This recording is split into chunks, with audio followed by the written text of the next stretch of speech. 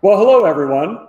Welcome back to another episode of Laurel Highlands Happenings. We're here with another special episode today of Inside the Distillery. Usually we've done Inside the Tap Room. This is our first Inside the Distillery episode, so thanks for joining us, whether it's on YouTube or on our podcast. We have so much exciting stuff to talk about here today. So right now, if you haven't recognized where we are in Tall Pines Distillery. So why don't we go ahead and kick it over to our guest and have you introduce yourself. I'm Keith Welch. I'm the owner. We've been in business since 2014. That's when we became established, but opened our doors in 2016. And I'm Lisa. I'm Keith's wife, and I help at the distillery. We do everything here, so we're grain to glass. We get our grains locally if we can, and we do all our distilling, bottling right here at the distillery. Fantastic. So yeah, let's keep going. So I have an awesome drink in front of me. Let's talk about these slushies that we're having right now. Well, that's the craze right now. Everywhere you go, there's wine slushies, alcohol slushies. And so we decided to get into it also. So we're doing our own drinks. This particular one is the Huckleberry Lemonade. Huckleberry Lemonade is one of our most popular drinks that we have. So we did that as a slushie, and it's a good seller. It's delicious. We have a couple others that we do. Banana Rainforest, which is like a banana... What's that? Pina colada. Pina colada, nice. Yeah. So we do that, and the Shine in the Pines, that one's also very good. So we're going to have a wide variety of slushies next year coming up. Wow, so even more on the way. So this Huckleberry is fantastic. Like while this weather's holding out and it's still slushy season, I recommend coming over and checking this out. But yeah, all those flavors sound really good. So, why don't we start back at the beginning? You guys have been around for now a few years. Why don't we start, where did Tall Pines come from? Where did the idea come from? Well, we like to make some moonshine prior to this, and we have a nice stand of pines here, and so it served as a nice little area for us. So this property that we're on actually in the 1940s was a nursery, and so the stand of trees behind us was planted. Of course, it was let go when the nursery shut down, and so the trees have grown. We have some pine trees out here that are pushing 100 feet tall, so it just made a nice name. So it made a really neat backdrop for everything. Excellent. And, you guys got some history here of being, the first legal distillery? Yeah, we're the first legal distillery in Somerset, actually in several of the counties around the area since prohibition. So we're one of the earliest ones, and our number, our distillery number is low, our permit. So it's proof of that. And many of the ones that had actually applied prior to us, there's probably only about 50% that actually made it to the point of opening. So wow. Excellent. So talking more about, the distilling process or about moonshine, I don't know a ton about it. So can you walk me through, how does an idea for a flavor come into your head all the way to bottling?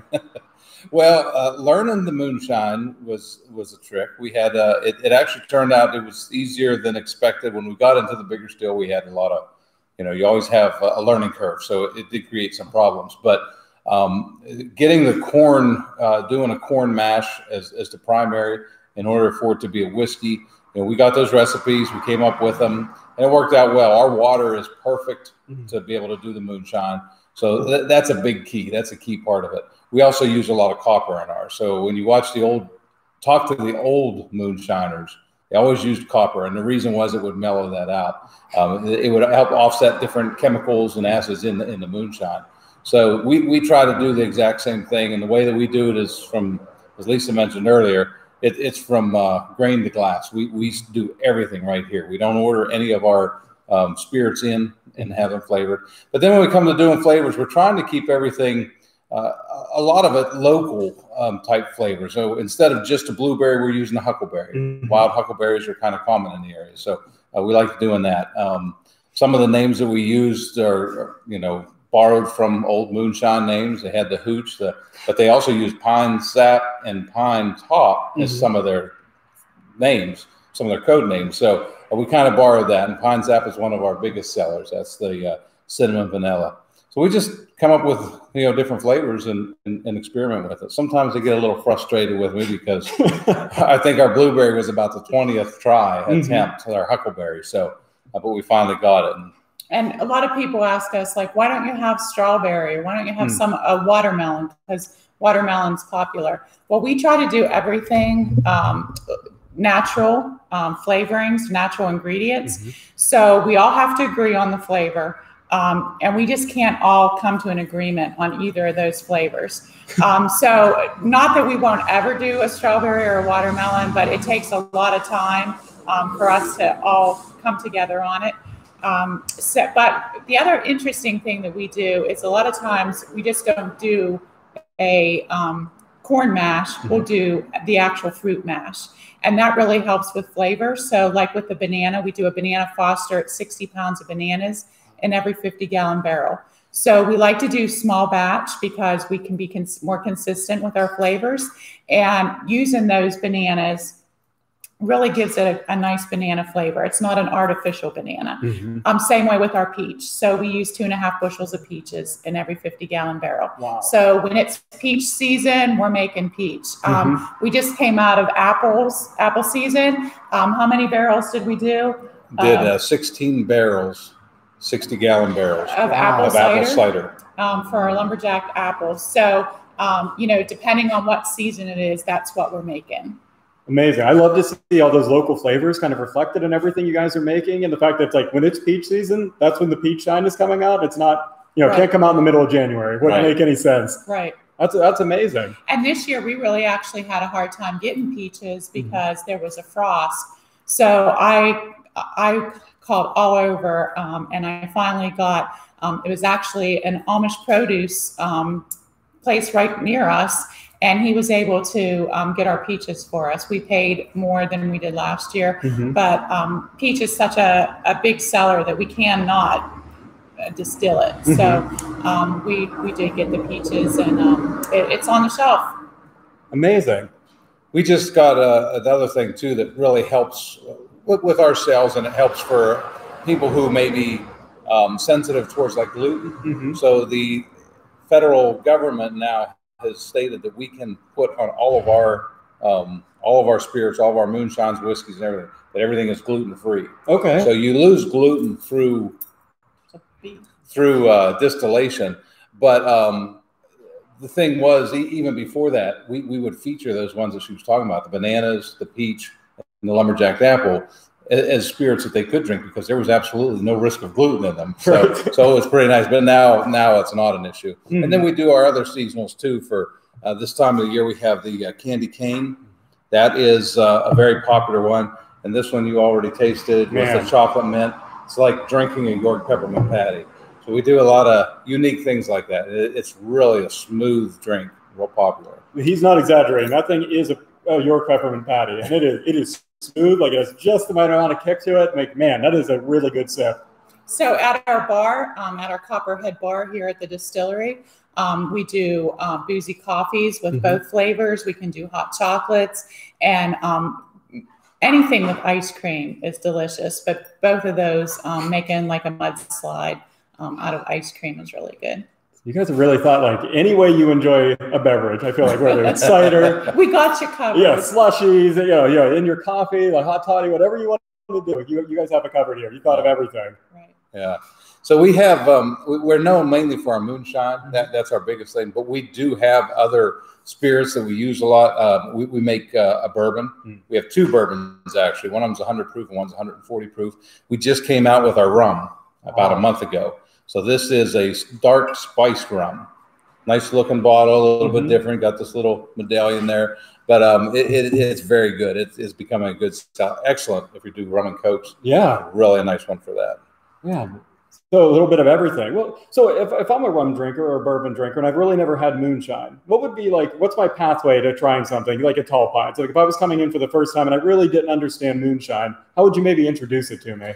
Well, we explain the way that it's made. With rum, it's done with blackstrap molasses and brown sugar. So you use different ingredients for them. But we have the pine sap that I mentioned earlier. That's probably one of the best. I call it, it's almost like a hybrid. Right. Because it's a moonshine, but it gives you the whiskey. Even the people who like Scotch seem to like that one, the rum. So that one's kind of a transition. It kind of encompasses all those different flavors, all those different notes. So when you start that, and then really these other you know, 60 proof is what we go. We have one that's a 50 proof. It's a cherry pie. Okay. So if you're not into those, that's a good place to start. And then as you work up, you know, the proofs don't seem to matter as much. So you get the flavors. But we work really hard. Our goal is to have the moonshine a good flavor and still have the proof, because moonshine was known for high proof. So a lot of your bigger commercial companies, they cut the proof down so much just to get the flavor, and it's just not the same. Right. But we try to make sure that we have a good flavor with the higher proof. Amazing. And everything I've had, from like just to taste to mixed drinks to everything, I just love it. You don't even know that the proof is as high as it is. It's just it's just a great drink. Smooth. Yeah. So we're really branching out because as we started, we have a fairly small tasting room and a bottle shop, but we have through Honeycomb credit, we were able to build a pavilion. We have summer events here. Next year, we're even going to plan on more in the schedule. And Keith built Copperhead Bar this late summer, so it's open on weekends. So it's a good way to taste all of our different moonshines, whiskeys, and rum in a drink. So a lot of people say, what can I mix with it? What can we make? Well, we're getting pretty confident that we can make just about any traditional cocktail with our flavors, but why be traditional? So we like to we like to create our own, and we have some excellent ones. One's a fall harvest. We put apple cider in it with our pine sap, which is our cinnamon vanilla, and our apple pie moonshine, and a little bit of Sprite. So we just we're always thinking of new ways to do things and new things to try. And we get that all the time. People come in and say, "Well, what do you do with moonshine? What do you mix with moonshine?" You do anything you want with it. we can make the best top shelf drinks on the market. You know, it's just you just have to use your imagination and make it work. So we have a lot to offer. But as Lisa mentioned about the bar, COVID this year has put a lot of stress on a lot of businesses, and so that was something that we experienced too. Our first few pavilion parties that we had planned, we had to cancel. And then when they were finally able to open, we had to take our tables, we had to spread them out through the yard, and I got to take them back in and cut the grass, and you know, it just got. So we added a 4,000 square foot deck so that, you know, we can extend our outside area. We added another 12 tables and 72 chairs.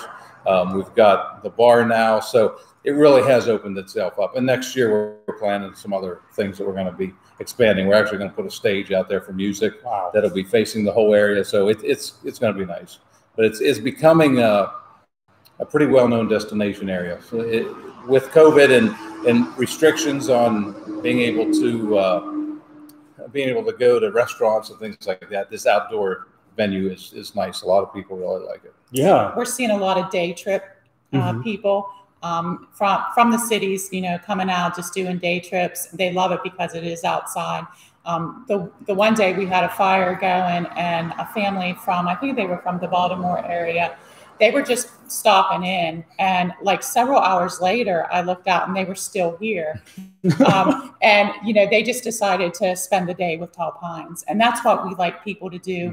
We love that people come here and feel comfortable enough that they can just relax. And that's kind of what we're going for. Perfect. Well, you want to talk about the location a little bit? Like if you were just coming into this area, you stop at Tall Pines, what's to do in the area? Well, there's not a lot of big events. Probably if you search main things to do in Somerset, it comes up Flight 93 Memorial and Tall Pines Distillery. So those are some of the top things. But there are a lot of nice hiking trails around. We have the Gap Bike Trail that runs right through Meyersdale. So we actually get a lot of people from that. Not as much this year, but the last 2 years have been very rainy. So people are coming in there. They have nothing to do. The bed and breakfast will tell them about us. And so they come here and they'll spend a couple hours and, you know, try their taste everything and do that. So that's a big thing. Mount Davis, the high point, there's some hiking trails up there. A lot of people come in the area. But Laurel Highlands Business Bureau has been extremely helpful.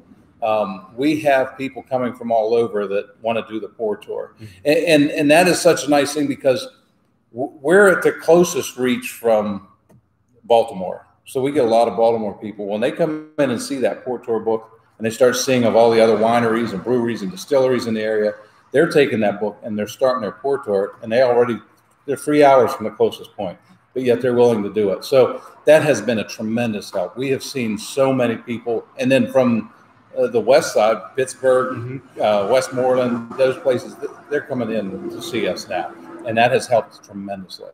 So yeah, we see a lot of benefit from that. But we have people from Ohio that came and said they were on the pour tour, and I was like, how did you even? Well, a friend of theirs lives in somewhere in PA. They're doing it, so they decided to come and do it. We have a lot of people come from Eastern Pennsylvania. Wow. We had a couple this morning that they did the Flight 93, and then they came here. They've just taken a couple days to get away, and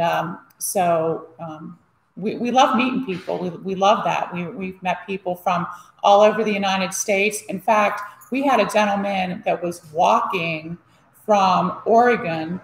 That's right. And he actually came through here and stopped and did a tasting with us. And he was on his way to New England. That was his end trip. So, I mean, you just meet tons of cool people. Everybody has a story. And we like that. We like to hear people's stories and moonshine are good together. Yeah. So in that respect, it's a nice thing where, especially Keith is a people person.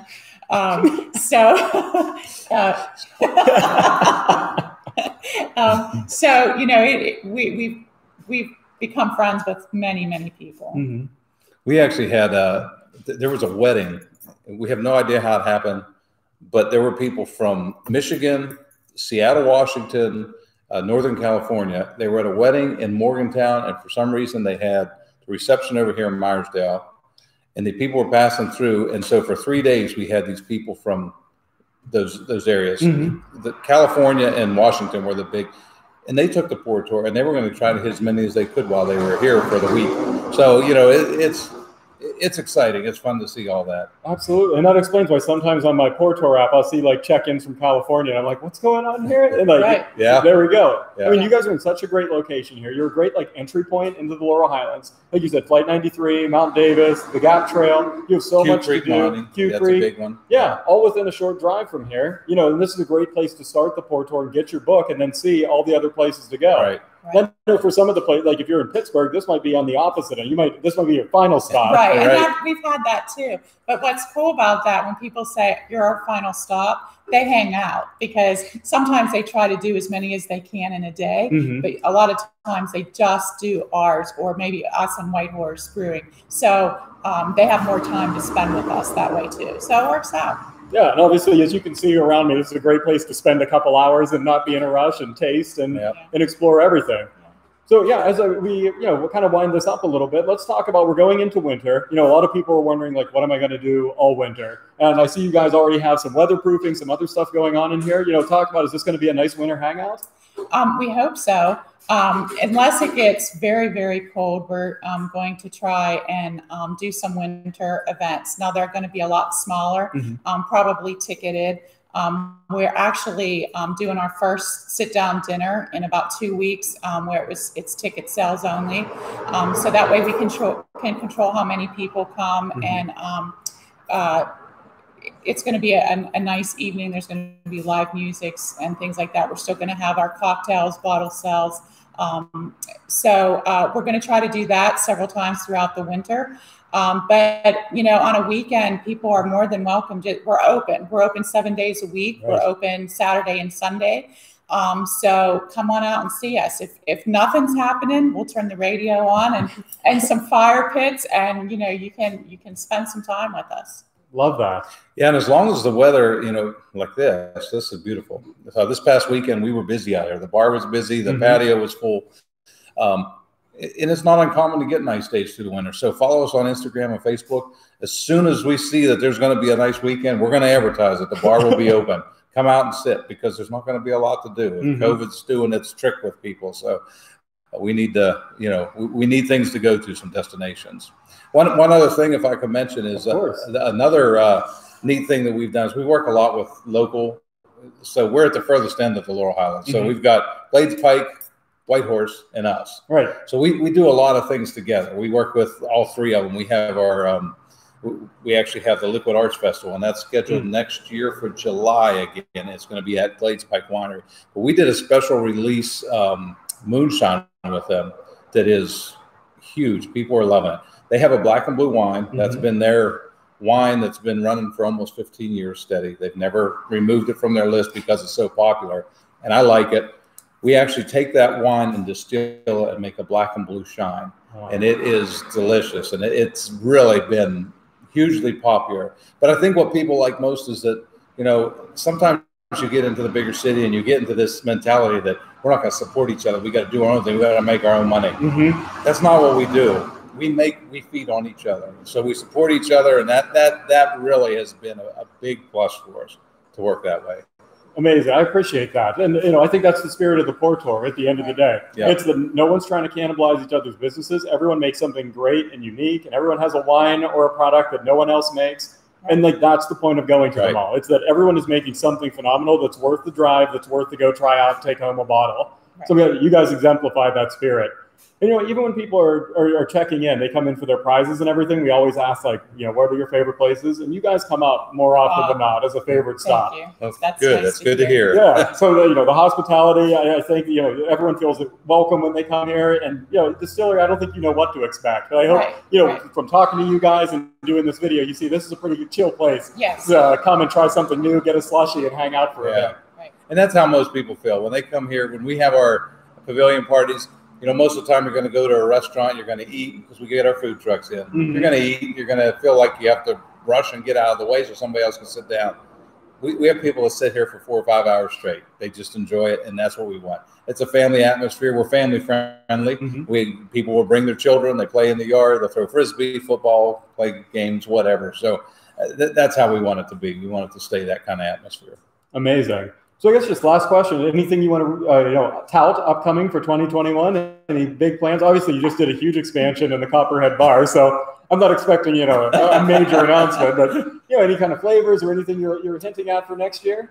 Well, one of the flavors we have definitely that's going to be before too long is called the Rebel Shake. So it's going to be a bourbon cream, and that mixed 50-50 with Bananas Foster is out of this world, by the way. But besides that, that is going to be that's one of our bigger releases coming up. We're looking at doing, what was the other one? We're going to work on a gin. It's going to take some time, but my son thinks that if we have a rum and a gin, we have everything covered. So he's like, we need a gin and then we're good. So, you know, in fact, we have like 22 flavors right now. And the crazy thing about that is some of us think that that's too many to keep up with, and some of us do not. I decided that maybe we should eliminate a certain one. And when I voiced that we should eliminate that flavor, we looked and it had been the top seller for the last 3 weeks before I said that. So all of our products sell so well, there isn't really anything that we feel like we can eliminate. But the flavors are endless to create. So I have a feeling we'll just be creating. Excellent. So just more to come. Your favorites were staying, but more and more new things to come. Right. And we are going to have more venues this coming year, as long as COVID doesn't interfere too much. We're planning more weekends, more nights than we ever have done. So just follow us for that. We'll be releasing those dates. And as I mentioned, we're doing a stage. We're going to have a band out there. So it's going to be a lot bigger venue for that. So other than that, I don't know if there's we have a lot of cool lineups as far as music goes. A lot of people love the fact that it's an outside thing, so that they don't feel apprehensive either about performing in an enclosed environment. So we have had just tons of people and bigger name. So yeah, just watch for who's playing, who the food trucks are. We'll do. And you guys do a phenomenal job with your social media. I always know like what's releasing and what's coming up. So make sure you go out and follow them on Instagram and on Facebook. You guys are super active on that. Yeah. Any last thing to plug or? Well, just like to thank everybody for their support. We wouldn't be here or be this successful without the customers. So customers are everything to us. So we really bend over backwards to make everybody happy, to please them, to talk to them. And we do appreciate all of them coming in constantly. And, you know, I remember when we first started, somebody said, well, you'll sell stuff one time, but it'll all be new people. They won't come back. We have return customers galore. So the support, customer support is everything. And as I mentioned, we don't attribute the success to us. We do a lot with the Facebook, but it's to the customers coming in and supporting us. So we do appreciate that. Absolutely. And I think that's a fitting way to end it right here. So I'm just going to wrap it up, and I'm going to thank the customers as well. Thanks to everyone that's coming in and supporting the Pour Tour. You know, you guys have been coming in, you know, since all this started shutting things down in March, and way before that. You know, we've been able to keep the Pour Tour going. We were able to launch 2.0 and like not even, you know, relaunch it, but add to it and add more properties and keep it growing and thriving. And, you know, that's all based on you guys doing awesome work with it the first time around and keeping it growing and giving people a great experience that not only they want to visit it once, to your point, now they're return customers for Pour Tour 2.0 and everyone's visiting again. Right. So thank you again for your time today. I really appreciate it, Keith and Lisa. Make sure you guys come down to Tall Pines Distillery, an awesome place to start and end and everywhere in between on your Pour Tour. So this remains for me, Jared Bundy, to say thanks so much for listening. This has been Inside the Distillery. Again, I'm at Tall Pines Distillery, and thanks so much for watching and listening. Thank you.